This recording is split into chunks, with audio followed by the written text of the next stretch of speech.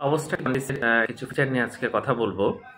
সেটা হচ্ছে obstructive jaundice হলে আমরা কি কি সাইন সিমটমস পাই সেটা নিয়ে বলবো।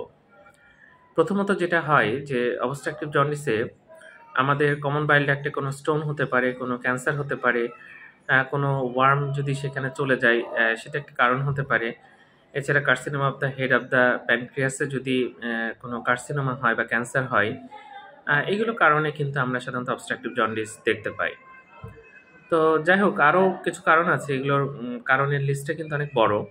তো যদি দেখা যাচ্ছে যে পেল কালার স্টুল হয়, অর্থাৎ আমাদের পায়খানার কালারের যদি পেল হয়ে যায়, তারপরে যদি দেখা যায় যে ব্লিডিং টেন্ডেন্সি, অনেক জায়গা থেকে ব্লিডিং হতে পারে, অস্টিওম্যালেশিয়া যদি দেখা যায়, তার জন্য বোনসে ব্যথা হতে পারে, আহ, এগুলো কিন্তু দেখা যায়। ইচিং থাকে, খুব বেশি চুলকানি থাকে, এবং এটা কিন্তু ডিপ জন্ডিস, জন্ডিসটা অনেক ডিপ হয়, সাধারণত অনেক বেশি থাকে, জন্ডিসের পরিমাণ বেশি থাকে, চুলকানি থাকে, তার সাথে পায়খানার রং যদি পরিবর্তন হয়, তখন আমরা অবস্ট্রাকটিভ জন্ডিস চিন্তা করি। তো এটার আরেকটা নাম হচ্ছে সার্জিক্যাল জন্ডিস।